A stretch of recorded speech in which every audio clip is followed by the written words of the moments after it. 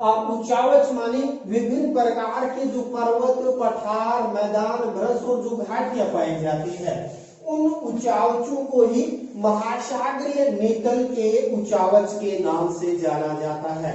देखिए, जो अपना संपूर्ण ग्लोब है, इन संपूर्ण ग्लोब में यदि हम देखना चाहें तो पृथ्वी के यानी लगभग 70.8% भाग पर जलमंडल पाया जाता है, 29.2% भाग पर स्थलमंडल पाया जाता है।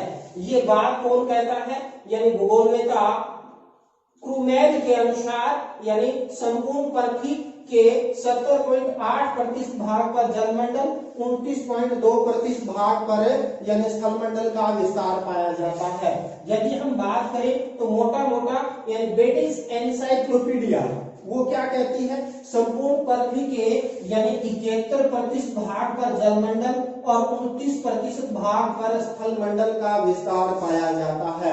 तो यानी जो स्थलमंडल है उसमें पर्वत भी है, पठार भी है, मैदान भी है, भ्रंश भी है, घाटियां हैं। तो ओवरऑल यदि हम इन ऊंचाइयों का, जैसे विश्व का सबसे ऊंची पर्वत श्रेणी है यानी माउंट एवरेस्ट, जिसको सागर माथा भी कहते हैं, जिसकी ऊंचाई 8,848 मीटर है। इसके बाद विश्व की दूसरी सबसे ऊंची चोटी की यदि बात करते हैं तो इसके अंदर मुख्य रूप से आ जाता है केटू, आ जाता है 8,611 मीटर। इसके बाद कंचनजंगा आ जाता 8,611 मीटर, कंचनजंगा आ जाती है 8,598 मीटर। तो इस प्रकार यदि ओवरऑल यदि हम देखें संपूर्ण स्थलमंडल का 29% भाग है, और इस यदि हम संपूर्ण ग्लोब की बात करते हैं तो इसका क्षेत्रफल है 50.995 करोड़ वर्ग किलोमीटर।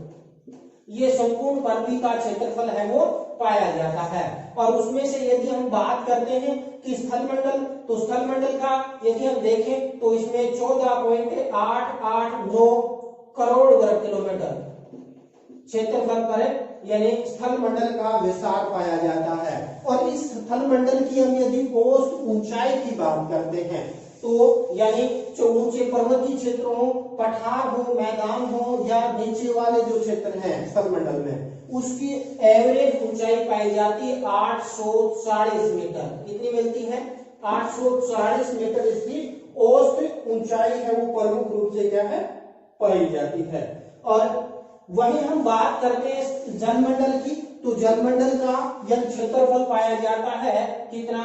36.106 करोड़ वर्ग किलोमीटर,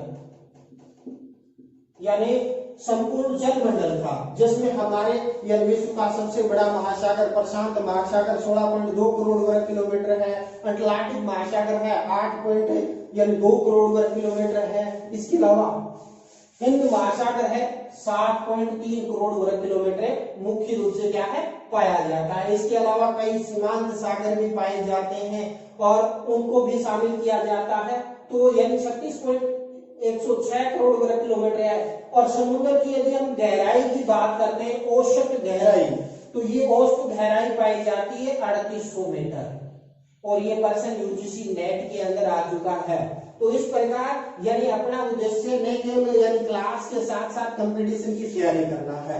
तो इस प्रकार यदि हम देखें तो संपूर्ण ग्लोब का क्षेत्रफल 50.995 करोड़ वर्ग किलोमीटर, जलमंडल का 36.106 करोड़ वर्ग किलोमीटर, जो संपूर्ण पृथ्वी के 71% भाग पर यानी संपूर्ण ग्लोब के 71% भाग पर जलमंडल है। उसके साथ यदि हम स्थलमंडल की बात करते हैं तो उसका क्षेत्रफल पाया जाता है 14.889 करोड़ वर्ग किलोमीटर, जिसकी औसत ऊंचाई 840 मीटर है वो पाई जाती है। यदि हम देखना चाहें जो महासागर है, जैसे ये स्थलमंडल है और इधर ये दिखाया गया है जलमंडल। स्थलमंडल और जलमंडल को यानी मुख्य रूप से क्या है एक ज्यामितीय वक्र के द्वारा दर्शाया जाता है। यानी स्थल तथा महासागरों की गहराई को ज्यामितीय वक्र के द्वारा प्रदर्शित किया जाता है, और इसके आधार पर उसके यानी कौन कौन से ऊंचाई पाए जाते हैं। तो चूंकि हमारा टॉपिक है महासागरीय नीतल के ऊंचाई, तो महासागरीय नीतल के ऊंचाइयों का यदि हम अवलोकन करें तो इसके अंदर यानी महासागरीय जो उच्चावच है इसको 4 मंडलों में बांटा गया है। कितने? 4 मंडलों में बांटा गया है। किसके आधार पर है?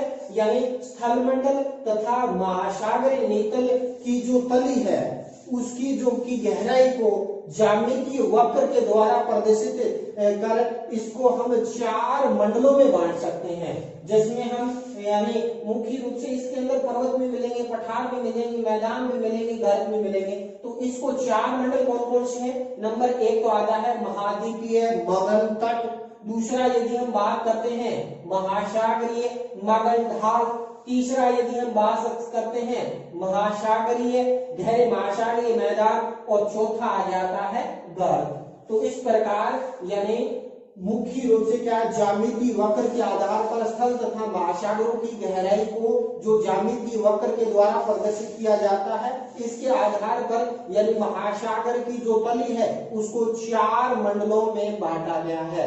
इन एक एक मंडल का हम बारीकी से मुख्य रूप से क्या है अध्ययन करेंगे, उसमें कंपटीशन के जो प्रश्न आए उन प्रश्नों का भी हम अवलोकन करेंगे। तो देखिए यानी मुख्य रूप से क्या होता है, पहला है महाद्वीपीय मगन तट। तो महाद्वीपीय मगन तट जिसे कहते हैं यानी महाद्वीप का वह यानी मुख्य रूप से आगे समुद्र की निकला हुआ भाग जो उथले जल के अंदर डूबा हुआ होता है वो महाद्वीपीय मगन तट कहलाता है। यानी महाद्वीप का वह यानी सिरा जो समुद्र के उथले यानी जल के अंदर समाया हुआ है, जिसका ढाल बेसिकली क्या मिलता है, मंद पाया जाता है, वो जो भाग है महाद्वीपीय मगन तट कहलाता है। यदि हम बात करते हैं महाद्वीपीय मगन तट की गहराई की, यानी देखिए ये मुख्य रूप से डॉटेड से दर्शाया गया है, ये दर्शाया गया है यानी समुद्र का लेवल, इससे नीचे नीचे ये वाला जो क्षेत्र है मुख्य रूप से क्या जल जल जिसमें दर्शाया गया है, ये स्थल मंडल को दर्शाता है। तो यानी ये भाग है महाद्वीप का, और ये यहाँ तक क्या है इस क्षेत्र के अंदर यदि देखें तो उथले सागर के अंदर मंद ढाल और कम गहराई के अंदर डूबा हुआ है। तो महाद्वीपीय मगन तट की यदि हम बात करते हैं तो इसकी गहराई मिलेगी 100 फैदम। फैदम क्या बड़ा है भाई, इसके बारे में भी देखते हैं। देखिए 1 फैदम बराबर होता है 6 फीट। तो इस प्रकार 100 फैदम कितनी होगी, 600 फीट की गहराई तक जो महाद्वीप का जो भाग उथले समुद्र में डूबा हुआ है वो महाद्वीपीय मगन तट के नाम से जाना जाता है। फिर बात करते हैं महाद्वीपीय मगन ढाल की, ढाल कितना है यानी औसत ढाल की यदि हम बात करते हैं तो 1 डिग्री से 3 डिग्री सेल्सियस 3 डिग्री तक ये झुका हुआ है, यानी ढाल इसका मंद पाया जाता है। और यहाँ इसका निर्माण की यदि बात करते हैं तो यानी इसके बारे में भूगोलवेत्ता भिन्न भिन्न मत है वो प्रदर्शित करते हैं। कुछ तो कहते हैं महासागर के जो मगन तटों के अंदर सैवेली धाराओं के कारण दशाव के कारण इसका निर्माण हुआ। कुछ भूगोलवेत्ता कहते हैं महासागर की जो तटीय भाग है उसके अपर्दित मलबा के जमाव की क्रिया के कारण हुआ है। कुछ कहते हैं मंजन व निमंजन की क्रिया के कारण हुआ है। कुछ भूगोलवेत्ता कहते हैं यानी तो तटवर्ती क्षेत्रों में नदियों के द्वारा लाए गए जलोढ़ निक्षेप से इसका निर्माण हुआ है। तो अलग अलग मत प्रदर्शित इसके अंदर करते हैं, लेकिन इसका निमंजन के कारण मुख्य रूप से सामान्य मत है। इसके अलावा अलग अलग क्षेत्रों में इसकी स्थिति अलग अलग देखने को मिलती है। जैसे ये वाला जो क्षेत्र है ये डेल्टा जलोढ़ मैदान है, तो डेल्टा नदियों के द्वारा नगद का यहाँ निमंजन की क्रिया के कारण हुआ है। तो इस प्रकार अलग अलग क्षेत्रों में अलग अलग मुख्य रूप से क्या है यानी मगन तटों का निर्माण हुआ है। और जो महाद्वीपीय मगन तट और समुद्र में 100 फैदम 100 जो मुख्य रूप से क्या है फैदम की औसत गहराई ली हुई होता है। फिर यदि हम बात करते हैं संपूर्ण समुद्र को यदि हम 100 माने, क्या संपूर्ण समुद्र को यदि हम 100 मान लिया जाए, यानी यानी संपूर्ण समुद्र को 100% यदि मान लिया जाए तो उसमें महाद्वीपीय मगध तट की यदि औसत स्थिति देखें तो वो पाई जाती है 8.6%। यानी संपूर्ण समुद्र के 8.6% भाग पर महाद्वीपीय मगध तट पाए जाते हैं। कितने? 8.6% भाग पर मगध तट पाए जाते हैं। लेकिन अलग अलग सागरों में इसकी स्थिति के अंदर विविधता पाई जाती है। क्यों? क्योंकि उनका क्षेत्रफल अधिक है और उनके अंदर अलग अलग यानी स्थिति बनती है। तो प्रशांत महासागर, अटलांटिक महासागर, फिर आता है आपका यानी हिंद महासागर। 3 बड़े महासागरों, हिंद महासागर। तो नंबर 1 तो कौन सा देखिए महाद्वीपीय मगध तट। तो महाद्वीपीय मगध तट देखें तो यानी अलग अलग महासागरों में इसकी स्थिति है वो अलग अलग मुख्य रूप से क्या है देखने को मिलती है। जैसे सबसे बड़ा प्रशांत महासागर है जिसका क्षेत्रफल बात करते हैं तो 16.2 करोड़ वर्ग किलोमीटर, यानी सबसे बड़ा महासागर है जो संपूर्ण पृथ्वी के लगभग 1/3% भाग पर संपूर्ण ग्लोब के यदि हम देखें। तो इस प्रकार यदि हम बात करते हैं महाद्वीपीय मगध तट, जहां इसके अंदर यदि हम देखना चाहें तो संपूर्ण महासागर की जो तली है प्रशांत महासागर की उसके 5.7% भाग पर महाद्वीपीय मगध तट है वो प्रमुख रूप से क्या है पाए जाते हैं। इसके बाद यदि हम अटलांटिक महासागर की लोकेशन यदि देखना चाहें तो यहाँ 13.3% भाग पर यानी प्रशांत अटलांटिक महासागर की जो तली है उसके 13.3% भाग पर यानी महाद्वीपीय मगध तट पाए जाते हैं। उसके बाद यदि हम हिंद महासागर के अंदर देखें तो 4.2% भाग पर महाद्वीपीय मगध तट पाए जाते हैं। और कुल औसत देखें तीनों का औसत, तो औसत मिलती है 8.6% भाग पर महाद्वीपीय मगध तट पाए जाते हैं। तो ये हो गया सीधी सी बात है महाद्वीपीय मगध तट। महाद्वीप का वह यानी मुख्य रूप से आगे निकला हुआ समुद्र के अंदर उथले जल के अंदर यानी धंसा हुआ भाग जो मुख्य रूप से औसतन 100 फैथम की गहराई तक, ढाल 1 से 3 डिग्री तक होगा और गहराई 600 फीट तक इसकी होती है। और ये महाद्वीपीय मगध ढाल तट का जो उतला भाग है वो महाद्वीपीय मगध तट कहलाता है। इसके बाद आता है महाद्वीपीय मगध ढाल।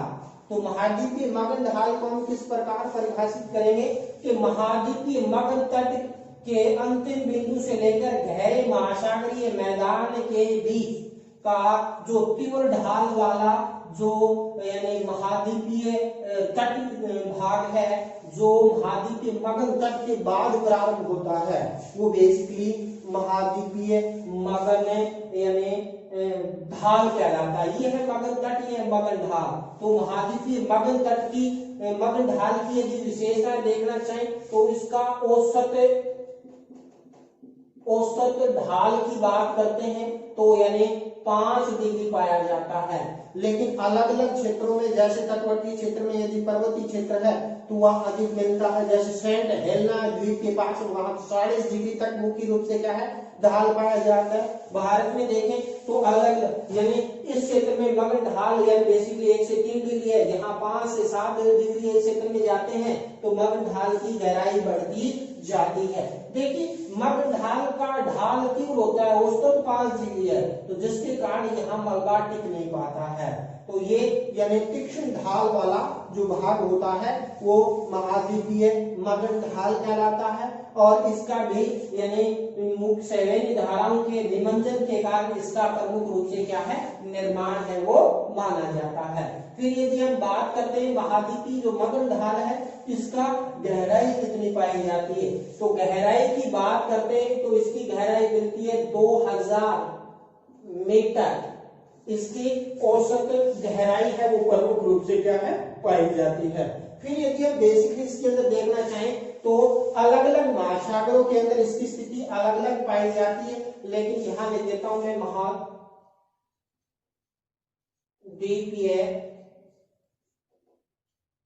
मगन ढाल। तो महाद्वीपीय मगन ढाल की औसत की बात करते हैं तो मिलता है 8.5%। कितना? यानी 8.5 संपूर्ण महासागर की जो तली है उसके 8.5% भाग पर महाद्वीपीय मगन ढाल है वो बेसिकली पाए जाते हैं। फिर यदि हम अलग अलग महासागरों के अंदर इसमें काफी विविधताएं प्रमुख रूप से क्या है देखने को मिलती है। जैसे मैं बात करता हूं प्रशांत महासागर के अंदर, तो प्रशांत महासागर के अंदर देखें तो लगभग 7% भाग पर महाद्वीपीय मगन ढाल पाए जाते हैं। अटलांटिक महासागर में बात करते हैं तो 12.4% भाग पर महाद्वीपीय मगन ढाल पाए जाते हैं। इसके अलावा हिंद महासागर में देखें तो 6.5% भाग पर महाद्वीपीय मगन ढाल है वो बेसिकली पाए जाते हैं। और औसत देखें तो 8.5% भाग पर महाद्वीपीय मगन ढाल है वो पाए जाते हैं। तो महाद्वीपीय मगन ढाल महाद्वीपीय मगन तट के अंतिम बिंदु से लेकर गहरे महासागरीय मैदान के बीच दो तीव्र ढाल वाला औसतन जिसका ढाल 5 डिग्री होगा, गहराई 2000 मीटर तक मिलेगी। और यानी औसत मुख्य रूप से देखें तो 8.5% भाग पर महासागरों में महाद्वीपीय मगन तट पाए जाते हैं।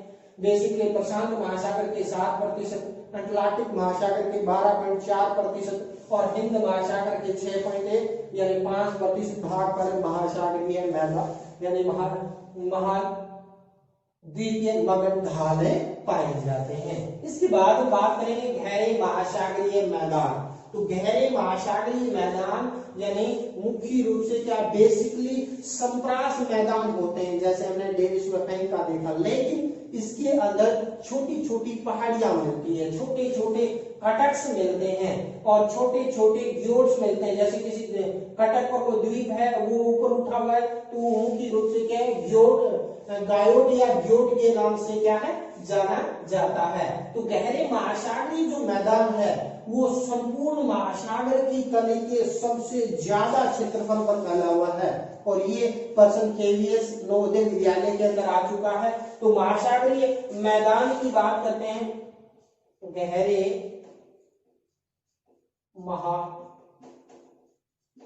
महासागरीय मैदान। गहरे महासागरीय मैदान यानी 75.9% यानी लगभग 76% भाग पर महासागरीय मैदान का विस्तार है वो बेसिकली पाया जाता है। और इस महासागरीय मैदान का यदि हम अवलोकन करना चाहें यानी औसत गहराई की, तो गहराई मिलती है 3000 से 6000 मीटर गहरे होते हैं सागरीय मैदान। जो महाद्वीपीय मगन ढाल के अंतिम बिंदु से लेकर महासागरीय गर्त के बीच का जो उथला भाग होता है और संपाटी भाग है जिसके अंदर हालांकि कई छोटे छोटे कटक्स और मुख्य रूप से ग्योट्स यानी पाए जाते हैं, तो ऐसा जो संपाटी भाग होता है वो महासागरीय मैदान कहलाता है। संपूर्ण महासागर के लगभग 76% भाग पर यानी महासागरीय मैदान है वो पाए जाते हैं। लेकिन यानी मैदान के अंदर देखें तो संपूर्ण प्रशांत महासागर के 80.3% भाग में महासागरीय मैदान पाए जाते हैं। अटलांटिक महासागर के देखें तो 54.9% भाग पर गहरे महासागरीय मैदान पाए जाते हैं। हिंद महासागर के देखें तो 80.1% भाग पर महासागरीय मैदान पाए जाते हैं। देखिए इसमें देखने को मिलता है 80.1 और 80.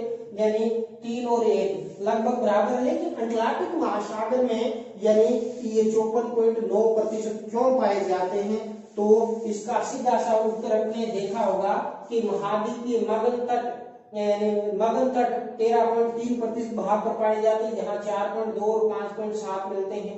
और महाद्वीपीय मगन ढाल 12.4 है, जहां 7 और 6.7 है। तो इस प्रकार और यदि देखें तो महाद्वीपीय मगन तटों मगन ढाल का का विस्तार है वो अटलांटिक महासागर में सर्वाधिक पाया जाता है, जिसके कारण यहाँ गहरे महासागरीय मैदान है वो 54.9% भाग पर पाया जाता है। दूसरा देखें यानी अटलांटिक महासागर के मध्यवर्ती भाग में मध्य अटलांटिक कटक्स भी पाया जाता है, जिसके कारण वहां को बेसिकली यानी गहरे महासागरीय मैदान है वो कम देखने को मिलते हैं।